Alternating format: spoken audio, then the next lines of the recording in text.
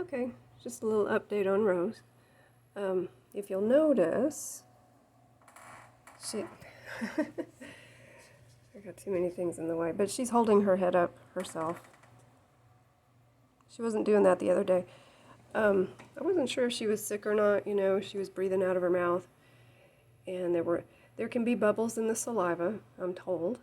If they're creating bubbles when they breathe, if you can look down their throat and see that, that's a bad sign. Or holding their mouth open the whole time they're breathing, again, that's a bad sign. She wasn't doing any of that, and she had eaten too much. Something always happens in the middle of my video. Now my phone's ringing. But what I did, with the advice of someone who runs a rescue, I just gave her some regular Gatorade. I gave her 2.5 mils of regular Gatorade yesterday. Throughout the day, I gave her about half a mil at a time. You want some? Okay. Here. This is not Gatorade. I'll show you what this is in a minute. Rose. What's funny is she opens her mouth when she wants food, and she eats a lot. She eats way too much. And some people saw my other video, my last video, and messaged me. They said they've seen that a dragon eats too much and then they get Thanksgiving syndrome. So she's very full. She didn't have one pinky mouse after laying, I guess, 11 eggs. Now she's stunted. She's not going to lay 30 eggs. She wanted 3. So I had 3 thawed and I gave her 3. And then she ate a lot of worms and she was very hungry, so obviously her hormones changed.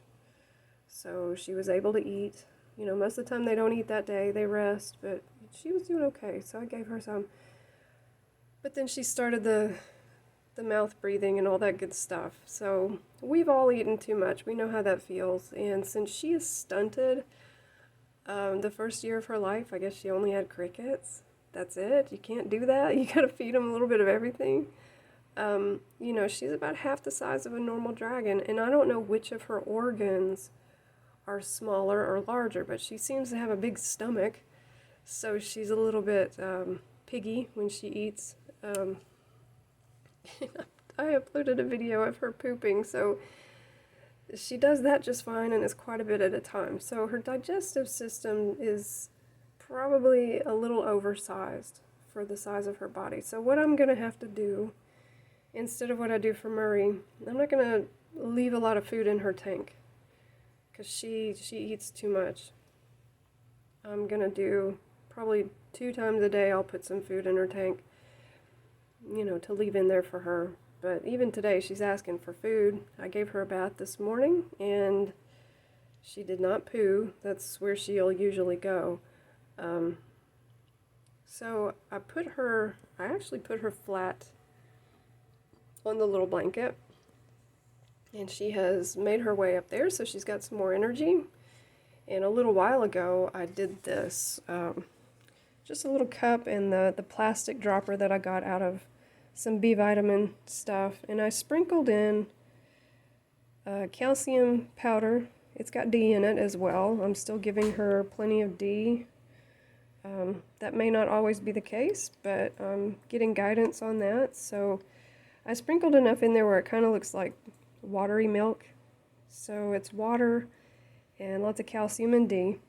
And after she had about a dropper of that, she was holding her head up and opening her mouth, and you see she's got the white powder on her face there. So I'm going to give her another bath later today after she's had some time to bask and digest all that food, and we'll see if she does anything there. But definitely don't think she's sick, and that's the thing. I mean, if you rescue a dragon that's 4 years old and you spend $600 at a vet that's too far away, and you drive a whole bunch and give them 2 rounds of antibiotics, you know, that really should be it.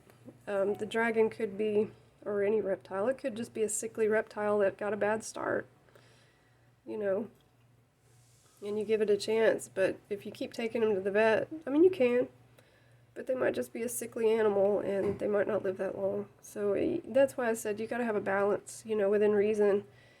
Let them know they're loved. You give them all the nutrition that you can safely give them, and give them a chance.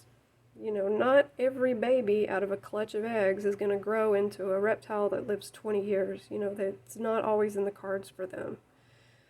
So, you know, check them out and get a vet to check things out. If you've got a good vet, you'll know if they have bacteria, you'll treat it, you'll give them probiotics and vitamins after that, whether it's in the form of just actual probiotics you buy for a reptile or in the bee pollen that's got probiotics.